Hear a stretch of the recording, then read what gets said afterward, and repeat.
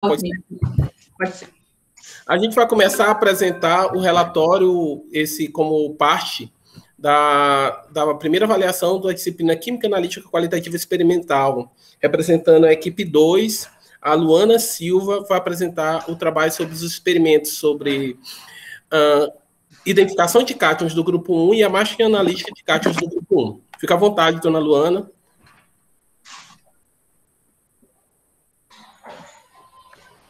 Aparecendo, né, professor? Tá, sim. Ok. Bom dia a todos. Minha equipe é composta pela Aline, pela Letícia, por mim, Luana e pela Vanessa. Bem, iremos falar sobre o experimento 5, que é a reação de identificação dos cátions do grupo 1, e o experimento 6, que é a máquina analítica para identificação dos cátions do grupo 1. Bem, o grupo 1, ele é composto pelos íons sódio, potássio e amônio. Para esses íons, não existe um agente precipitante, um reagente precipitante, como é o caso do grupo 2, em que o carbonato é o agente precipitante. Ou seja, eles não apresentam nenhum composto em comum para serem precipitados. Então, cada cátion, eles vão reagir com reagentes específicos. Além disso, cada íon vai apresentar reações específicas, né, para sua identificação. Os cátions dos metais alcalinos, eles possuem um tamanho elevado, uma carga pequena, uma carga baixa e uma estrutura eletrônica de gás nobre. Então, devido a essas características, eles apresentam uma fraca atração por ânions e moléculas. E vale ressaltar que o íon amônio, ele está inserido nesse grupo por apresentar propriedades químicas semelhantes aos demais. Bem, o sódio e o potássio, eles são metais alcalinos com um elétron de valência, né, subnível S, e tendem a perder este elétron, sofrendo rápida oxidação em ar úmido. Tanto o sódio como o potássio, eles reagem violentamente com a água. O sódio liberando hidróxido de sódio e hidrogênio, já o potássio liberando hidróxido de potássio e hidrogênio. Os sais desses metais são de coloração branca, geralmente coloração branca, exceto nos casos quando o ânion ele produz uma coloração às suas soluções. Bem, quanto à identificação desses cátions, pode ser utilizadas reações específicas ou teste de chamas, tanto para o sódio quanto para o potássio. E cada reação ela vai ser aplicada conforme a necessidade, conforme a característica desses íons. E vale lembrar que, para a identificação do íon amônio, é necessário que seja feita uma amostra que não tenha sido realizada anteriormente reações para os outros cátions. Porque, geralmente, nessas análises, apresentam, né, algum composto amoniacal. Bem, os objetivos desses experimentos é aprender, né, diferentes técnicas, métodos de identificação dos cátions do grupo 1, o sódio, potássio e amônio. E dentre as técnicas utilizadas para identificar esses íons, tem-se o teste de chamas, que não foi realizado devido à falta dos reagentes, mas se pudesse ter sido feito, né, tem como princípio a utilização de um equipamento que se chama o bico de Bunsen, em que ele libera uma chama. E nessa chama leva-se soluções contendo os íons. E então vai ser exibida uma coloração para cada cátion, né, que irá identificá-los. Por exemplo, o íon potássio, quando ele ganha energia, ele vai exibir uma coloração violeta. Já o sódio, ele vai apresentar uma coloração amarelada, bem intensa. Outra técnica é a formação do precipitado, em que a solubilidade é a capacidade que uma determinada substância tem em se dissolver em um certo tipo de solvente. E que cada composto ele vai apresentar um coeficiente de solubilidade específico em uma determinada reação. E é justamente esse coeficiente de solubilidade que vai definir a quantidade, vai indicar a quantidade necessária do soluto para que haja a saturação dos solventes. E esse ponto de saturação, ele se dá quando o solvente ele atinge o nível máximo de solubilidade. E aí a gente se pode perceber, né, a formação do precipitado, né, que é basicamente o corpo de fundo que vai aparecer na solução. O indicador ácido-base também pode ser uma técnica em que se tem tanto a fenolftaleína como o papel tornassol, em que a fenolftaleína, quando ela se dissolve em água, ela se ioniza, liberando, né, originando íons. Íons esses, o H+, hidrogênio e a hidroxila, né? E a fenolftaleína, né, quando ela entra em contato com uma base, ela apresenta uma coloração rosada. Já quando ela entra em contato com ácido, a solução fica incolor. Já o papel tornassol, ele se apresenta em 3 diferentes cores, né? Azul, vermelho e neutro. Em que o vermelho serve para testar bases, o azul serve para testar ácido e o neutro serve para ambos. Bem, para a realização do procedimento experimental do experimento 5, teve-se como materiais reagentes soluções de 0,2 mol por litro dos sais de potássio e amônio, solução de hidróxido de sódio 4 mol por litro, solução de ácido tartárico 1 mol por litro, solução de ácido perclórico a 20%, solução de acetato de sódio 0,3 mol por litro, solução alcoólica de fenolftaleína 0,5%, bastão de vidro e tubo de ensaio. Para a determinação de sódio, tem-se o teste de chamas, que, como dito anteriormente, não pode ter sido realizado, mas se fosse, tem como base mergulhar uma alça de platina ou níquel cromo em uma solução contendo cátion e levar a solução à chama do bico de Bunsen, a chama oxidante do bico de Bunsen. E assim observaria a reação. Já para a reação com acetato de uranilo e magnésio, essa também não foi realizada, mas consiste em um tubo de ensaio adicionar 3 gotas da solução contendo íon sódio a gotas da solução de acetato de uranilo e magnésio. E assim verificaria a reação acontecer.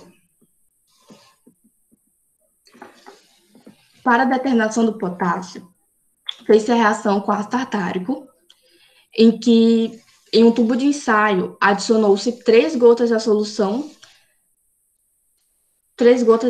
contendo reagente de interesse, ou seja, o cloreto de potássio. Logo após, tamponou-se o meio com 3 gotas de acetato de sódio e, posteriormente, adicionou-se 3 gotas do ácido tartárico. Então, agitou-se a solução e aqueceu esfregando-a na mão e, então, verificou-se a reação. Para a reação com ácido perclórico, em um tubo de ensaio, colocou-se 3 gotas da solução contendo o potássio e depois adicionou-se 5 gotas de ácido perclórico a 20%. E em outro tubo de ensaio, adicionou-se somente gotas da solução de cloreto de potássio e então utilizou-se como uma amostra referência.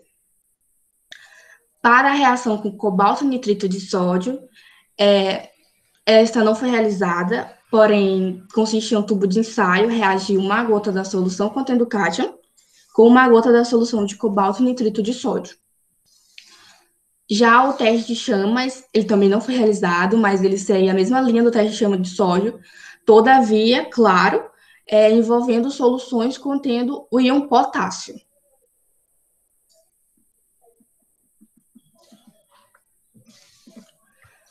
Para a determinação de amônio, NH4+, utilizou-se, o experimento da evolução de gás amônia, NH3+. Então, primeiramente, embebedou-se o bastão de vidro com o indicador ácido-base, a fenolftaleína, e então, em um tubo de ensaio, adicionou-se 5 gotas da solução contendo o amônio, que no caso foi o cloreto de amônio, e logo após adicionou-se 5 gotas da solução de hidróxido de sódio, 4 mol por litro. E no mesmo instante, inseriu-se logo o bastão de vidro no tubo de ensaio, tomando muito cuidado para que não tocasse na parede do frasco. Outra reação que poderia ter sido feita seria com o cobalto nitrito de sódio, mas não foi realizada. Mas, se fosse, teria em um tubo de ensaio, né? Adicionariam-se 2 gotas da solução de cobalto nitrito de sódio, a solução contendo íons amônio. Bem, para o procedimento do experimento 6, teve-se como materiais reagentes uma solução desconhecida, uma solução de hidróxido de sódio, 4 mol por litro, uma solução alcoólica de fenolftaleína, 0,5%, bastão de vidro e tubo de ensaio. O experimento 6, ele consiste na marcha analítica para identificação dos cátions do grupo 1. Pois bem, separou-se 3 tubos de ensaio já enumerados, né, A1, A2, A3, e então colocou-se 5 gotas de uma solução desconhecida e dividiu-se esses 3 tubos em 2, ou seja, totalizando 6 amostras. Nos primeiros 3 tubos, fez-se o teste para a presença do potássio, em que no primeiro tubo adicionou-se 5 gotas da solução de ácido tartárico e agitou-se a solução. Fez-se o mesmo procedimento para os outros 2 tubos. E então, deixou-se esses 3 tubos em repouso e passou-se para o teste para a presença do amônio. Então, como feito no procedimento do experimento 5, embebedou-se primeiro o bastão de vidro com a fenolftaleína e então, em um tubo de ensaio, adicionou-se gotas da solução de hidróxido de sódio e inseriu-se, logo após, o bastão embebido em fenolftaleína.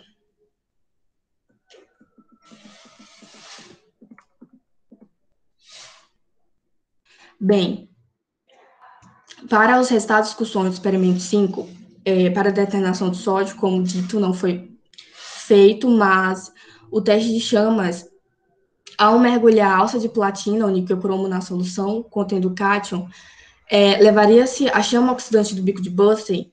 Nessa chama oxidante tem uma região oxidante em que o sódio iônico ele se transformaria em um sódio metálico gasoso e a própria chama ela iria fornecer calor, um calor necessário para excitar o sódio. E então ele passaria do seu estado fundamental para o seu estado excitado. E quando ele retornasse ao estado fundamental, retornaria o calor que lhe for oferecido, né? Assim decorrendo uma energia luminosa que pode ser observada através da coloração amarelada do sódio.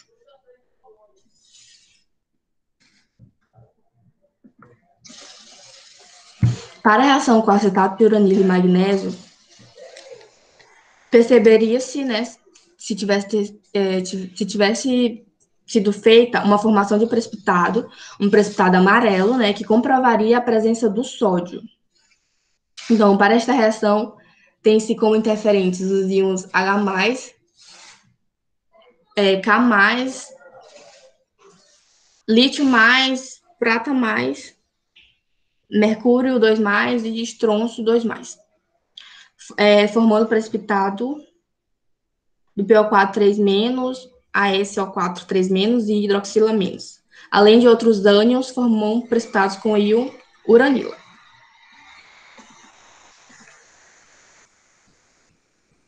Para a determinação de potássio através da reação com ácido tartárico, o meio ele foi tamponado com acetato de sódio, a fim de permitir a concentração efetiva de hidrogênio tartarato, visando não ter uma variação do pH solução, né? Então, percebeu-se o precipitado formado um branco cristalino. No entanto, devido à baixa solubilidade, pode-se favorecer a precipitação friccionando as paredes do tubo de ensaio, ainda adicionando etanol. Para a reação com ácido perclórico, percebeu-se o precipitado formado, né, um branco cristalino, e esta reação sofre interferência pela presença de amônio. Vale lembrar que, no procedimento, separou-se uma amostra contendo somente o cloreto de potássio. Então, fez a comparação, né, em que a que não tinha o ácido perclórico, né, ficou límpida. A que já tinha o ácido perclórico, a gente percebeu que ela turvou. E como o professor mesmo diz, né, teve uma quebra na transparência Então, pode-se realmente observar que ali teve a formação do precipitado, né?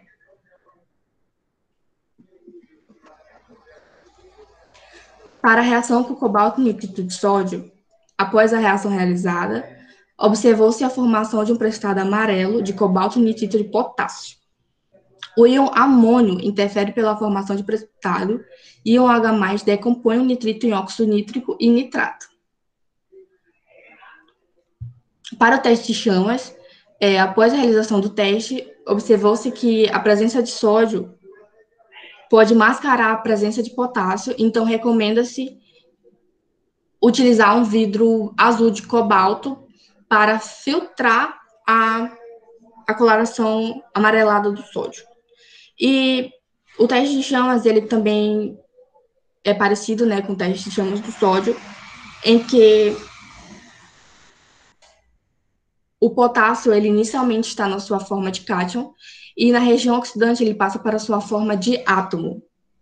Então, com o aquecimento do bico de Bunsen, ele passa para a sua forma excitada. Então, ao voltar, ele volta emitindo, ao voltar para o seu estado fundamental, ele volta emitindo uma energia que pode ser caracterizada pela coloração do potássio, que é a coloração violeta.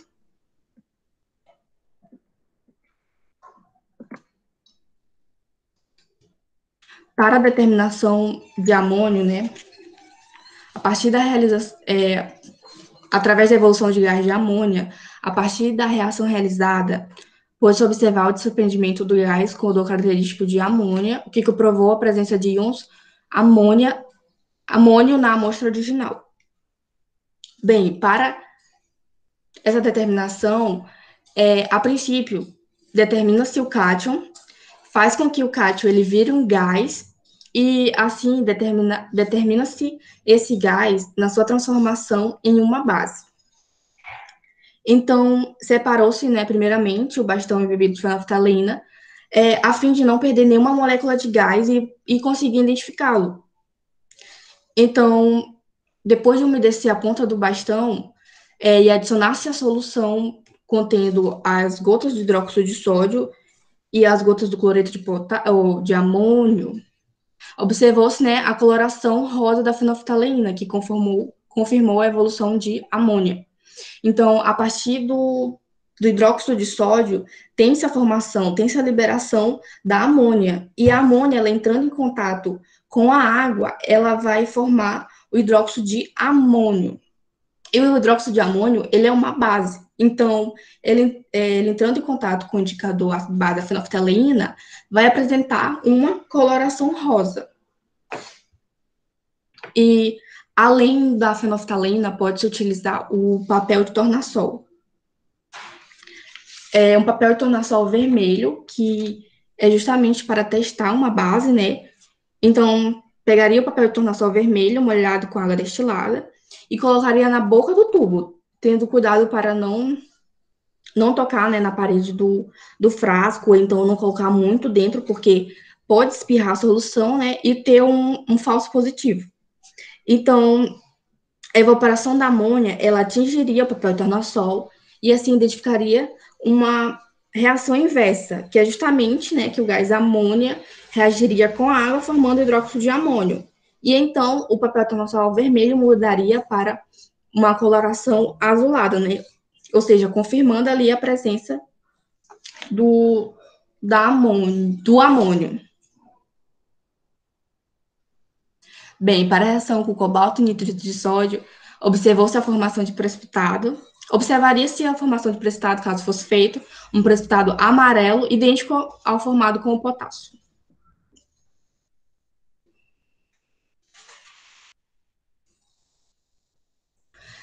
Os resultados das discussões do experimento 5, primeiramente, tem-se dois analíticos de interesse, né, o potássio e o amônio, já que o sódio ele não foi realizado, né? Então, separou-se, né, primeiramente, 3 amostras problemas. Amostras essas que não se sabe quais espécies químicas estão nelas. Então, separou-se essas 3 amostras em 2, ou seja, totalizando 6 amostras. E Vale ressaltar aqui por que foram separadas assim, né, em duas. É justamente levando em consideração a análise ou a técnica destrutiva, né? Que, ou seja, é uma análise de uma amostra que, após essa análise, essa amostra ela não vai mais servir para realizar o experimento. Ou porque ela foi contaminada, ou porque teve uma destruição. Só que nesse caso aqui não teve destruição. Entretanto, podem existir reagentes, né, que podem inviabilizar a determinação de outra espécie. Então, é recomendável que se faça essa separação, para não contaminar a outra amostra. E então, nos primeiros 3 tubos, né, fez-se o teste para potássio. Na amostra 1, colocou-se 5 gotas do ácido tartárico, e então agitou-se a solução. Na amostra 2 e na amostra 3, fez o mesmo procedimento da amostra 1.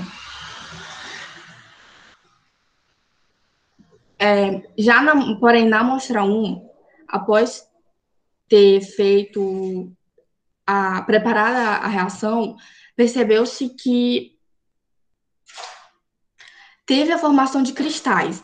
Não foram muitos cristais, mas ainda assim tiveram a formação de cristais, evidenciando a presença do sódio ou do potássio por uma coloração branca, né? Porque eram cristais brancos.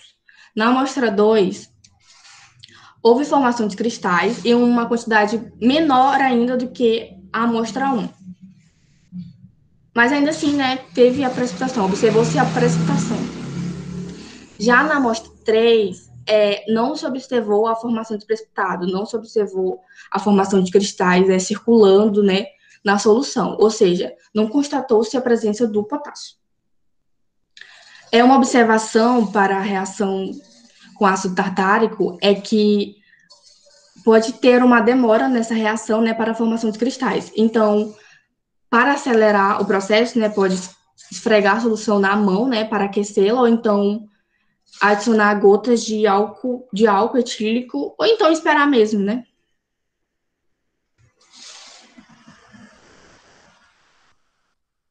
Já para o teste da presença de amônio, primeiramente embebedou-se o bastão de vidro com a fenolftaleína, e então, na primeira amostra, colocou-se 5 gotas de hidróxido de sódio no tubo e em seguida colocou o bastão de vidro. E então observou-se que não houve a formação de gás na amostra. O bastão de vidro ele permaneceu incolor, não teve uma coloração rosada. Já na amostra 2, observou-se uma mudança da coloração para um tom rosa, ou seja, confirmando a formação do precipitado. Na amostra 3, também observou-se, né, que a ponta do bastão de vidro ficou rosada, né, constatando a liberação da amônia.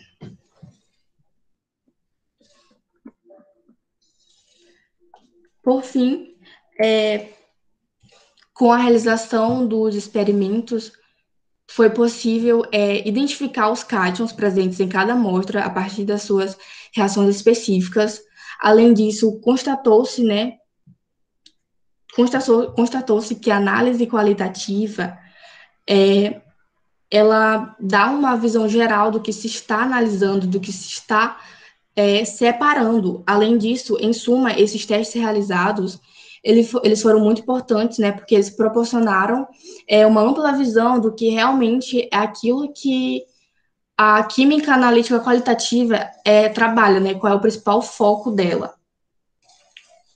Além do mais, né, fez-se a determinação, né, dos cátions potássio e amônio, porém, a determinação do cátion sódio não foi feita devido à falta de reagentes, né, do acetato de uranilo e magnésio, além do teste de chamas, que também não foi feito, e nos íons potássios e amônio foram determinados através da precipitação da reação. Com isso, os experimentos foram suficientes para demonstrar a teoria pelo processo de identificação e separação de cátions. Enfim, muito obrigada pela atenção de todos, e essa foi a apresentação.